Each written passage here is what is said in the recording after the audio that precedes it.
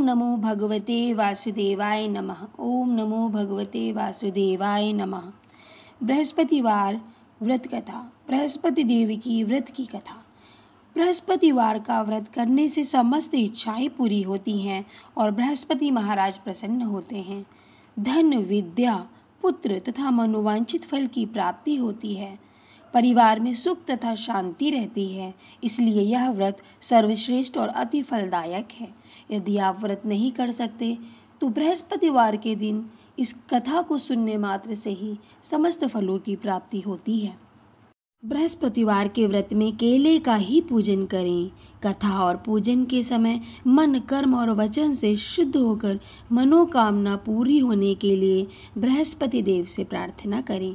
दिन में एक ही समय भोजन करें। भोजन चने की दाल आदि का करें या बेसन का करें। नमक न खाएं। पीले वस्त्र पहनें। पीले फलों का प्रयोग करें। पीले चंदन से पूजा करें। पूजन के बाद बृहस्पतिवार की कथा सुननी चाहिए। बृहस्पतिवार की व्रत कथा इस प्रकार है। प्राचीन समय की बात है। एक बड़ा प्रतापी तथा दानी राजा था। वह प्रत्येक गुरुवार को व्रत रखता एवं पूजा करता था।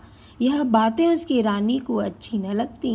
न वह व्रत करती, न ही किसी को एक पैसा दान में देती। राजा को भी ऐसा करने से मना किया करती। एक समय की बात है कि राजा शिकार खेलने वन को चले गए। घर पर रानी और दासी थीं। उस समय गुरु बृहस्पति साधु का रूप धारण कर राजा के दरवाजे पर भिक्षा मांगने आए। साधु ने रानी से भिक्षा दे मांगी तो वह कहने लगी, हे साधु महाराज, मैं इस दान और पुण्य से तंग आ गई हूँ। आप कोई और उपाय बताएं जिससे यह सारा धन नष्ट हो जाए और मैं आराम से रह सकूं। साधु रूपी बृहस्पति देव ने कहा, हे देवी, तुम बड़ी विचित्र हो। संतान और धन से तो कोई दुखी नहीं होता। अगर तुम्हारे पास धन अधिक है तो इस शुभ कार्य में लगाओ जिससे तुम्हारे दोनों लोग सुधर जाएं। परंतु साधु की इन बातों से रानी खुश नहीं हुई। उसने कहा, मुझे ऐसे धन की आवश्यकता नहीं जिसे मैं दान दूं, जिसको संभालने में ही मेरा सारा समय नष्ट हो जाए। साधु ने कहा, यदि तुम्हारी ऐसी इच्छा है तो जैसा मैं तुम्हें बताता हूँ वैसा ही करना। बृहस्पतिवार के दिन तुम घर को गोबर से लीपना, अपने केशों को पीली मिट्टी से धोना, केशों को धोते समय स्नान करना, राजा से हजामत बनाने को कहना, भोजन में मांस मदिरा खाना, कपड़ा धोबी के यहाँ धुलने डालना। इस प्रकार 7 बृहस्पतिवार करने से तुम्हारा समस्त धन नष्ट हो जाएगा। इतना कहकर साधु बने बृहस्पति देव वहीं पे अंतर ध्यान हो गए। साधु के कहे अनुसार करते हुए रानी को केवल 3 बृहस्पतिवार ही बीते थे कि उसकी समस्त धन संपत्ति नष्ट हो गई। भोजन के लिए परिवार तरसने लगा। एक दिन राजा रानी से बोला, हे रानी, तुम यहीं रहो, मैं दूसरे देश को जाता हूँ, क्योंकि यहाँ पर मुझे सभी जानते हैं, इसलिए मैं कोई छोटा कार्य भी नहीं कर सकता। ऐसा कहकर राजा परदेश चला गया। वहाँ वह जंगल से लकड़ी काट कर लाता और शहर में बेचता। इस तरह वह अपना जीवन व्यतीत करने लगा। इधर राजा के बिना रानी और दासी दुखी रहने लगी। एक समय जब रानी और दासियों को 7 दिन बिना भोजन के रहना पड़ा तो रानी ने अपनी दासी से कहा, हे दासी, पास ही के नगर में मेरी बहन रहती है, वह बड़ी धनवान है, तो उसके पास जा और कुछ ले आ ताकि थोड़ा बहुत गुजर बसर हो जाए। दासी रानी की बहन के पास गई। उस दिन बृहस्पतिवार था। रानी की बहन उस समय बृहस्पतिवार की कथा सुन रही थी। दासी ने रानी की बहन को अपनी रानी का संदेश दिया, लेकिन रानी की बहन ने कोई उत्तर नहीं दिया। जब दासी को रानी की बहन से कोई उत्तर नहीं मिला तो वह बहुत दुखी हुई। उसे क्रोध भी आया। दासी ने वापस आकर रानी को सारी बात बता दी। सुनकर रानी ने अपने भाग्य को कोसा। उधर रानी की बहन ने सोचा कि मेरी बहन की दासी आई थी, परंतु मैं उसे नहीं बोली, इससे वह बहुत दुखी हुई होगी। कथा सुनकर और पूजन समाप्त कर वह बहन के घर गई और कहने लगी, हे बहन, मैं बृहस्पतिवार का व्रत कर रही थी, तुम्हारी दासी गई, परंतु जब तक कथा होती है तब तक न उठते हैं और न बोलते हैं, इसलिए मैं न बोली। कहो दासी क्यों गई थी? रानी बोली, बहन, हमारे घर अनाज नहीं था। ऐसा कहते कहते रानी की आंखें भर आईं। उसने दासियों समेत भूखा रहने की बात भी अपनी बहन को बता दी। रानी की बहन बोली, बहन देखो, बृहस्पति देव भगवान सबकी मनोकामना पूरी करते हैं। देखो, शायद तुम्हारे घर में अनाज रखा हो। यह सुनकर दासी घर के अंदर गई तो वहाँ उसे एक घड़ा अनाज का भरा हुआ मिल गया। उसे बड़ी हैरानी हुई क्योंकि उसे एक बर्तन देख लिया। उसने बाहर आकर रानी को बताया, दासी, रानी से कहने लगी, हे रानी, जब हमको भोजन नहीं मिलता है तो हम रोज ही व्रत करते हैं, इसलिए क्यों ना इनसे व्रत की कथा और विधि पूछ ली जाए, हम भी व्रत किया करेंगे। दासी के कहने पर रानी ने अपनी बहन से बृहस्पतिवार व्रत के बारे में पूछा। उसकी बहन ने बताया, बृहस्पतिवार के व्रत में चने की दाल और मुनक्का से विष्णु भगवान का केले की जड़ में पूजन करें तथा दीपक जलाएं, पीला भोजन करें तथा कथा सुने। इससे गुरु भगवान प्रसन्न होते हैं, मनोकामना पूरी करते हैं। व्रत और पूजन की विधि बताकर रानी की बहन अपने घर लौट आई। रानी और दासी दोनों ने निश्चय किया कि बृहस्पति देव भगवान का पूजन जरूर करेंगे।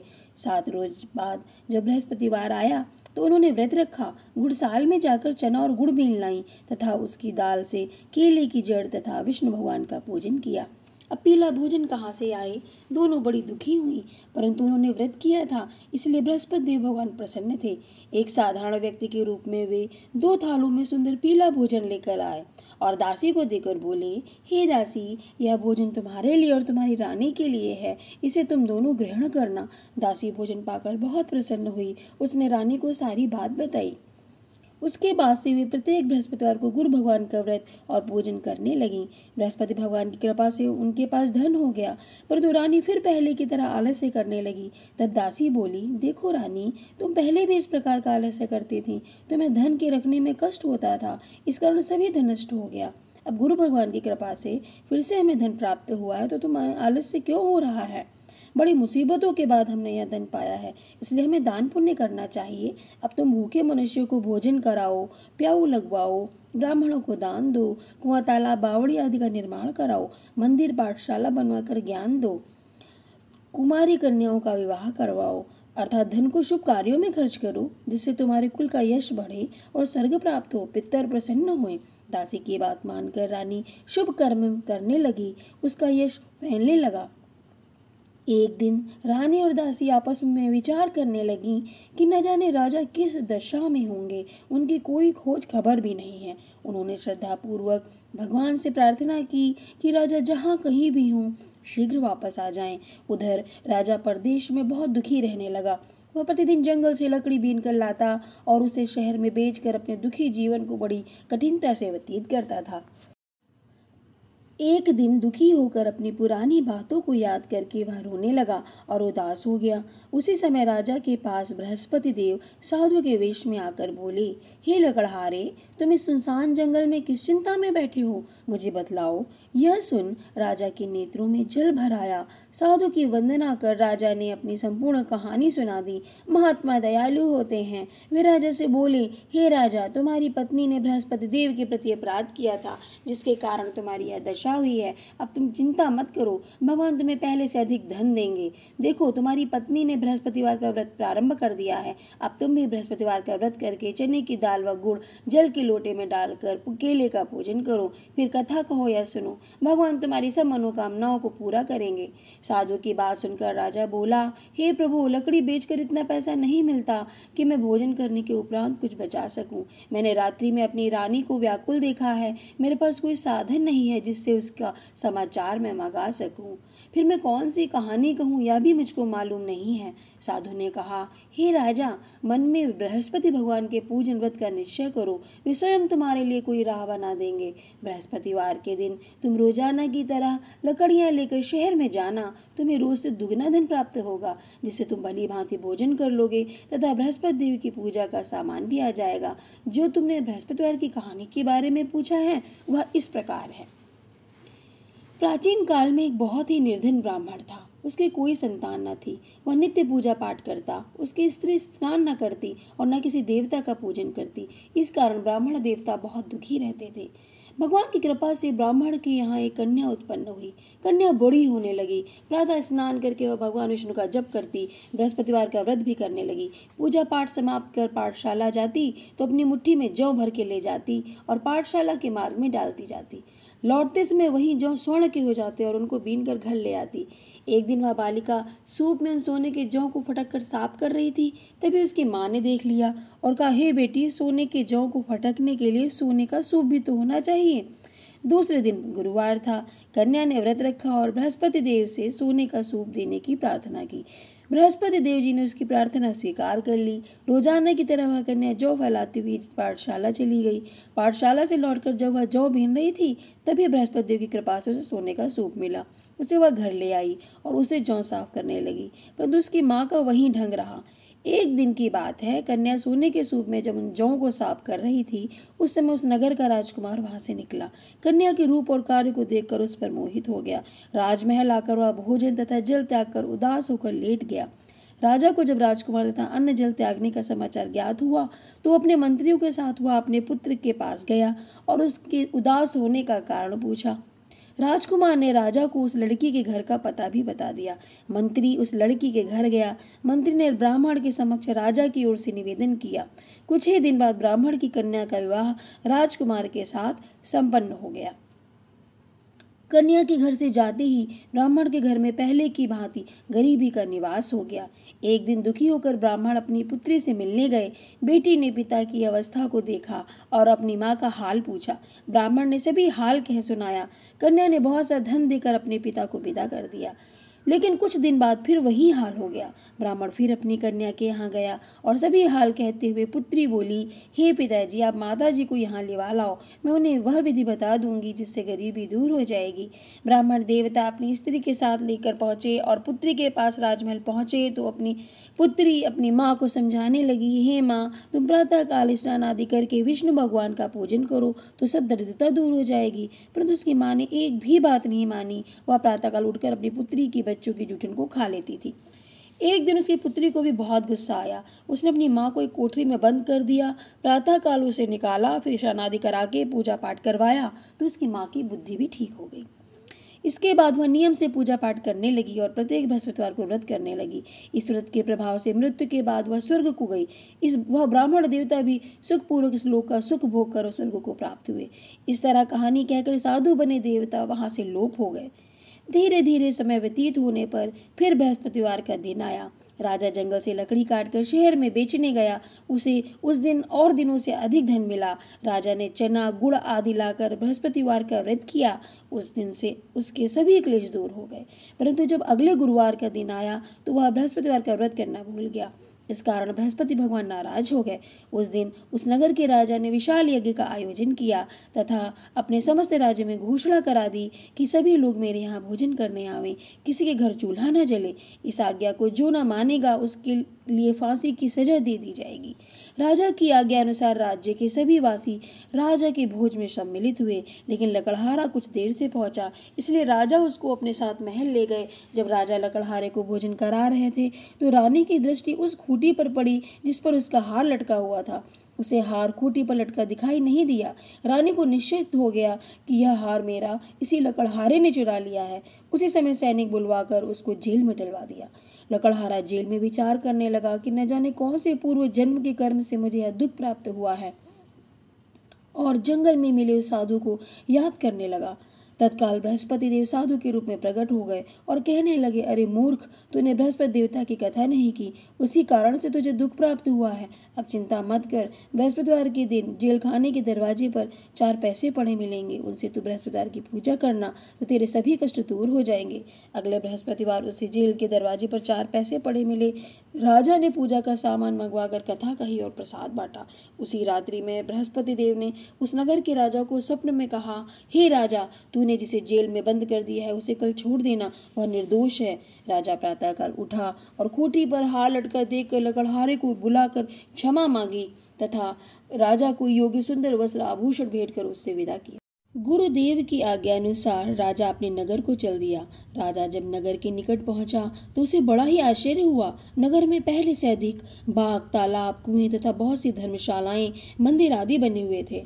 राजा ने पूछा, यह किसका बाग और धर्मशाला है? तब नगर के सब लोग कहने लगे कि यह सब रानी और दासी द्वारा बनवाए गए हैं। राजा को आश्चर्य हुआ और गुस्सा भी आया कि उसकी अनुपस्थिति में रानी के पास धन कहाँ से आया होगा। जब रानी ने यह खबर सुनी कि राजा आ रहे हैं तो उसने अपनी दासी से कहा, हे दासी, देख, राजा हमको कितनी बुरी हालत में छोड़ गए थे, वह हमारी ऐसी हालत देखकर लौट न जाए, इसलिए तू दरवाजे पर खड़ी हो जा। रानी की आज्ञा अनुसार दासी दरवाजे पर खड़ी हो गई और जब राजा आए तो उन्हें अपने साथ महल में लिवा लाई। तब राजा ने क्रोध करके अपनी तलवार निकाली और पूछने लगा, बताओ, यह धन तुम्हें कैसे प्राप्त हुआ है? तब रानी ने सारी कथा कह सुनाई। राजा ने निश्चय किया कि मैं रोजाना दिन में 3 बार कहानी कहा करूंगा, रोज व्रत किया करूंगा। अब हर समय राजा के दुपट्टे में चने की दाल बंधी रहती तथा दिन में 3 बार कहानी कहता। एक रोज राजा ने विचार किया कि चलो अपनी बहन के यहाँ हो आऊं। इस तरह का निश्चय कर राजा घोड़े पर सवार हो अपनी बहन के यहाँ चल दिया। मार्ग में उसने देखा कि कुछ आदमी एक मुर्दे को लिए जा रहे हैं। उन्हें रोककर राजा कहने लगा, अरे भाइयों, मेरी बृहस्पतिवार की कथा सुन लो। वे बोले, लो, हमारा तो आदमी मर गया है, इनको अपनी कथा की पड़ी है। परंतु कुछ आदमी बोले, अच्छा कहो, हम तुम्हारी कथा भी सुनेंगे। राजा ने दाल निकाली और जब कथा कहानी शुरू कर दी, तो जब कथा आधी हुई तो मुर्दा हिलने लगा और जब कथा समाप्त हो गई तो राम राम करके वह मुर्दा मनुष्य बनकर खड़ा हो गया। राजा आगे बढ़ा। उसे चलते चलते शाम हो गई। आगे मार्ग में उसे किसान खेत में हल चलाता मिला। राजा ने उससे कथा सुनने का आग्रह किया, लेकिन वह नहीं माना। राजा आगे चल पड़ा। राजा के हटते ही बैल पछाड़ खाकर गिर गए तथा किसान के पेट में बहुत जोर से दर्द होने लगा। उसी समय किसान की माँ रोटी लेकर आई। उसने जब देखा तो अपने पुत्र से सब हाल पूछा। बेटे ने सभी हाल बता दिया। बुढ़िया दौड़ी दौड़ी उस घुड़सवार के पास पहुंची और उससे बोली, मैं तेरी कथा सुनूंगी, तू अपनी कथा मेरे खेत पर चलकर ही कहना। राजा ने लौटकर बुढ़िया के खेत पर जाकर कथा कही, जिसके सुनते ही बैल खड़े हो गए तथा किसान के पेट का दर्द भी बंद हो गया। राजा अपनी बहन के घर पहुंच गया। बहन ने भाई की खूब मेहमानी की। दूसरे रोज प्रातःकाल राजा जगा तो वह देखने लगा कि सब लोग भोजन कर रहे हैं। राजा ने अपनी बहन से जब पूछा, ऐसा कोई मनुष्य है जिसने भोजन नहीं किया हो, जो मेरे बृहस्पतिवार की कथा सुन ले? बहन बोली, हे भैया, यह देश ऐसा ही है। यहाँ लोग पहले भोजन करते हैं, बाद में कोई अन्य कार्य करते हैं। फिर वह एक कुम्हार के घर गई जिसका लड़का बीमार था। उसे मालूम हुआ कि उनके यहाँ 3 रोज से किसी ने भोजन नहीं किया है। रानी ने अपने भाई की कथा सुनने के लिए कुम्हार से कहा। वह तैयार हो गया। राजा ने जाकर बृहस्पतिवार की कथा कही, जिसको सुनकर उसका लड़का ठीक हो गया। अब तो राजा की प्रशंसा होने लगी। एक दिन राजा ने अपनी बहन से कहा, बहन, मैं अपने घर जाऊंगा, तुम भी तैयार हो जाओ। राजा की बहन ने अपनी सास से अपने भाई के साथ जाने की आज्ञा मांगी। सास बोली, हाँ चली जा, मगर अपने लड़कों को मत ले जाना, क्योंकि तेरे भाई की कोई संतान नहीं है।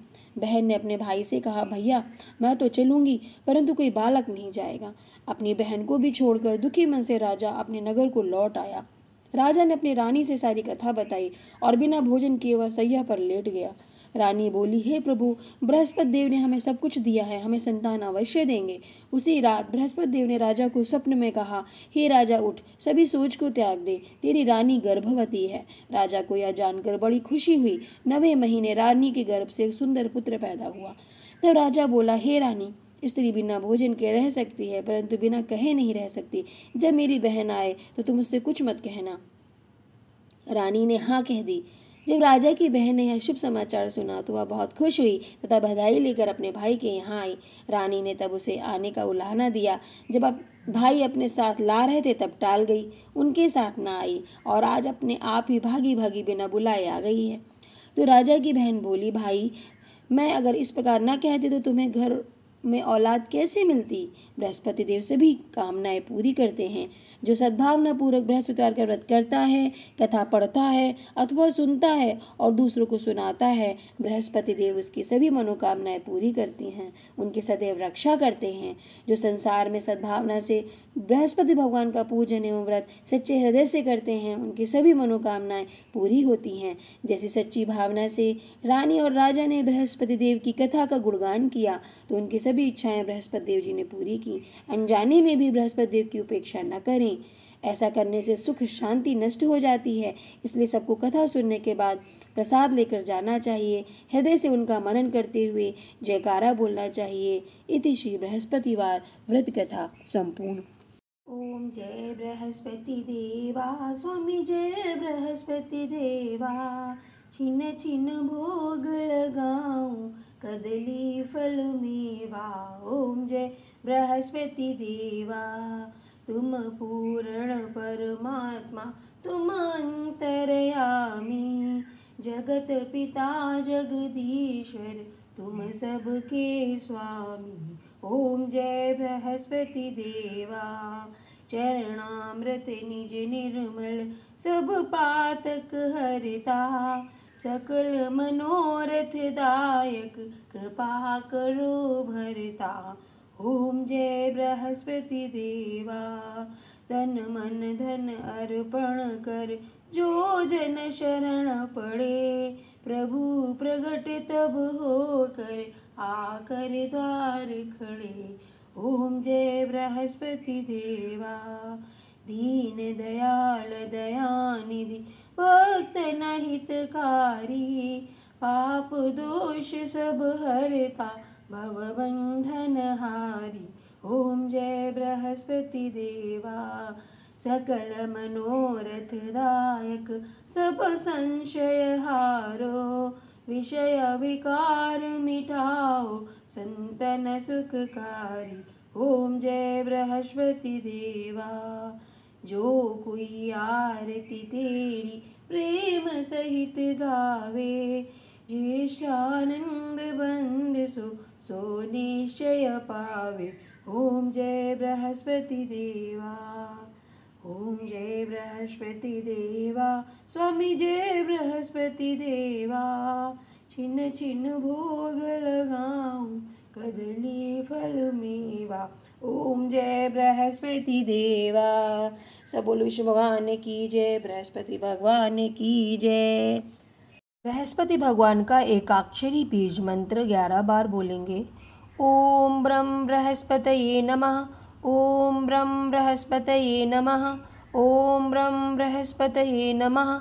ओम ब्रह्म बृहस्पतये नमः। ओम ब्रह्म बृहस्पतये नमः। ओम ब्रह्म बृहस्पतये नमः। ओम ब्रह्म बृहस्पतये नमः। ओम ब्रह्म बृहस्पतये नमः। ओम ब्रह्म बृहस्पतये नमः। ओम ब्रह्म बृहस्पतये नमः। ओम ब्रह्म बृहस्पतये नमः। ओम नमो भगवते वासुदेवाय नमः।